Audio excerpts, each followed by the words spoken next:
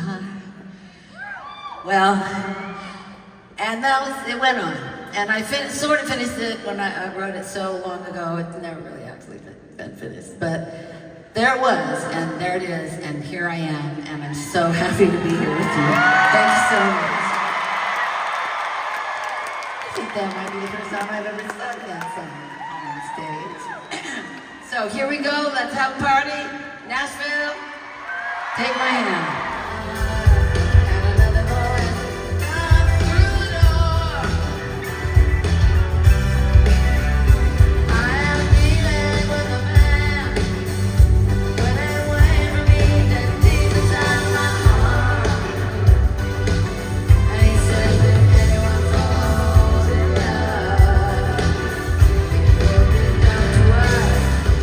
Song. I lived in San Francisco, very political.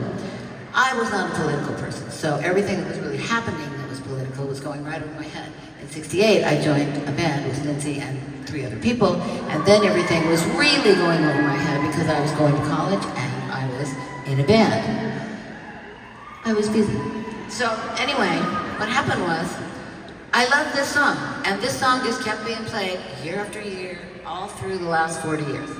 And so, when I decided to do it, I did a little research, and I found out that this song was actually written about a little scuffle that happened on the Sunset Strip in Los Angeles. And if I had lived down there, I would have definitely been at that scuffle. I will tell you why. Because it's such a great street, and it has. Okay, we'll do this. The Whiskey, the Troubadour, Rainbow, and the other place, Roxy. There you go. So it was a lot, and it was in a small amount of the street, right? So we would go to the Sunset Strip and after I moved there and hang out. And also, girls, great shopping. So it was the whole package. So anyway, there was a bunch of hippie people, which of course I was one of those people, were on this street. And what happened was that the cops came and said, like, all you people have to leave. And all those people said, like, why? And they're like, because he said so. And they're like, no. And so there was a little scuffle. I wasn't there to see it, so I don't exactly know what happened. I don't think anybody really got hurt. I think the kids went home, and the kids were all right. And Steven still got to write this amazing story about it. So anyway, this is my message for this song. Please vote at the end of this year. I don't care who you vote for. I don't care why you vote for them. I don't care if you even don't feel you have a reason to. You just have to because we get to live here in America. And that's a good thing. So just go and vote. For what it's worth, Stephen Stills, 1966.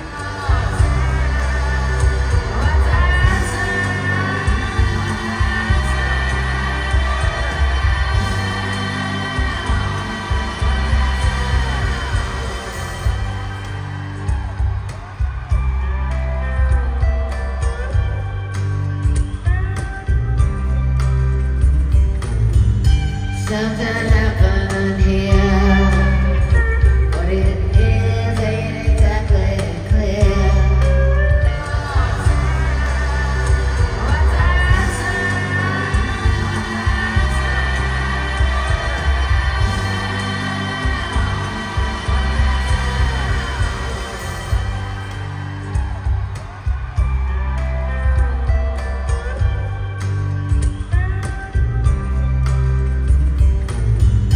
Something happened here. What it is ain't exactly clear. What do they do when they give you the money every week?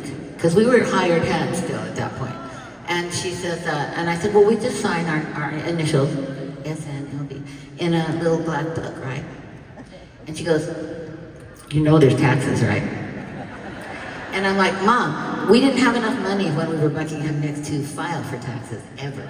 So no, we know nothing about taxes. And she goes, well, how do you feel about jail? So I said, jail's really not on my bucket list, so tell me what to do. And she said, hire a firm, a business firm to handle your money. So we did. So that all being said, there was a point where I was starting to kind of miss the old days.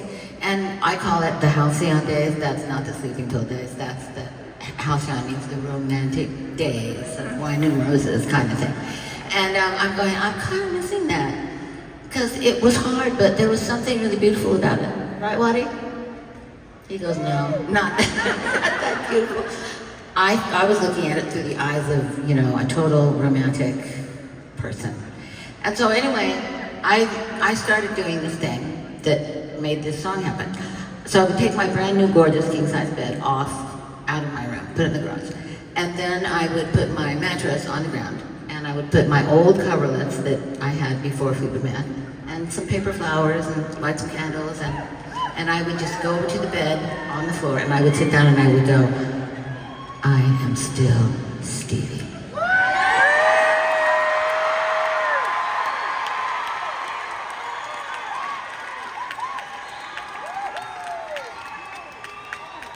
And I would leave that bed on the floor until I start to really feel better about the whole thing. So anyway, that led to a song about nomads, traveling people, traveling down the road, gypsy wagons, and most of all, gypsies. So this is that song.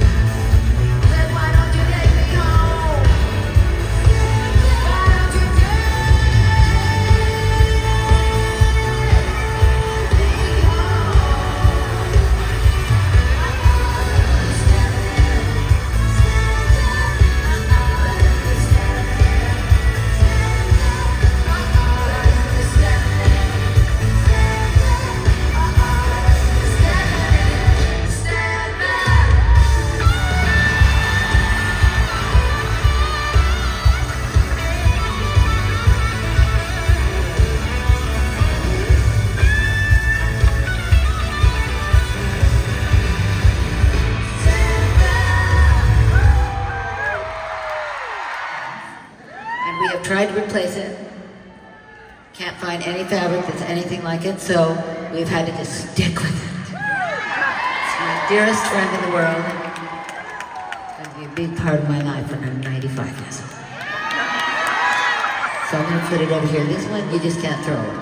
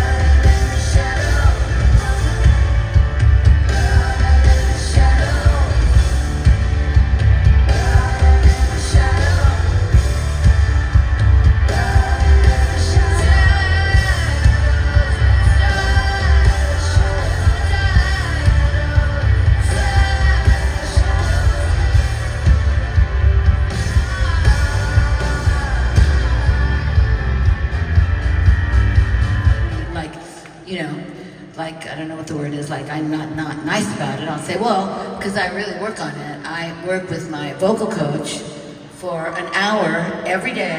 We go on stage. 3 hours before I came on this stage, I did a split up down the middle hour with my vocal coach. So that's what we do to be able to sing at 75. Ladies and gentlemen, please welcome to the stage the reason I can still sing, Mr. Steve Reale Vasquez.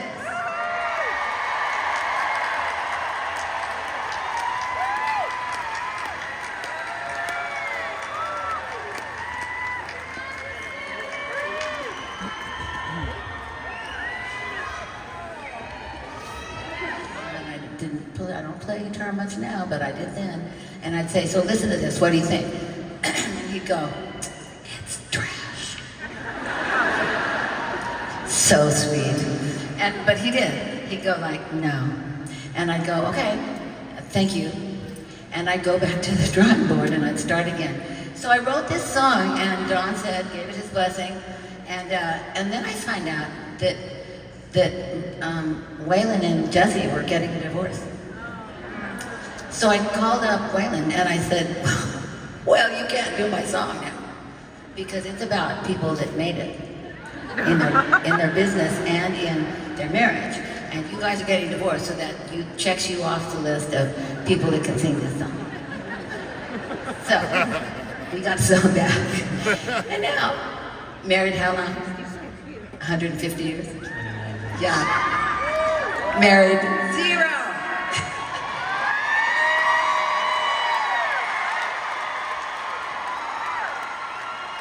Free, free, free. As Tom Petty would say, she's a free girl now. And always will. So we're going to sing Leather and Lace for you tonight.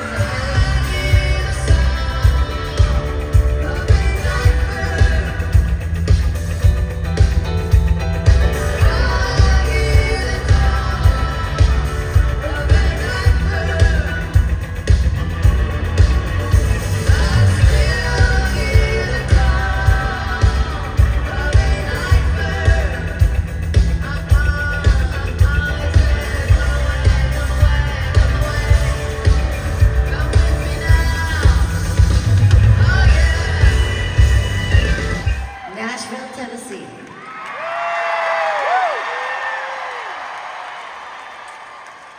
So, I I've tried hard in this last 2 years of tour to find a word that I would like to use to tell you how amazing you are, and it always turns out to be awesome, because amazing, fantastic, fantabulous, fantabulistic, it's like there isn't really another word except for awesome! You have been an awesome, awesome audience! You have genuinely gone with me on my trip. The only way I can explain it. We have gone on to this like magical Alice in Wonderland place on our trip together here in Nashville, Tennessee, and I appreciate you being here to go with me on this trip. And I most especially hope that we can do it again. At least one more trip. So y'all take care of yourself, and I will take care of myself, and we can hopefully get together soon, and maybe I'll sing it at home. Maybe I'll go home and write that grandfather song and come back and sing it for you.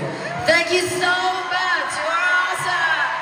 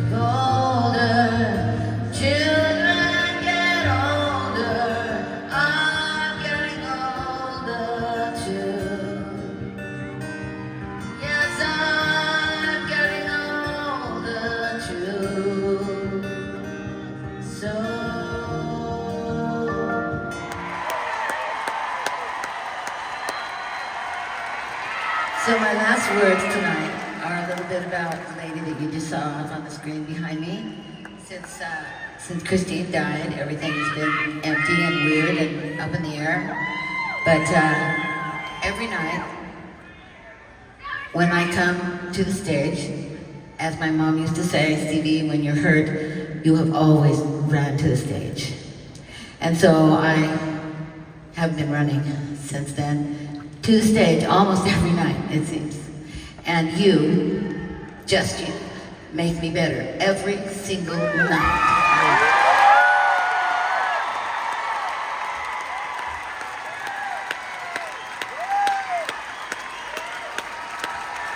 And nobody else has been able to really help me. So I thank you so much for being that spirit for me. Thank you so much.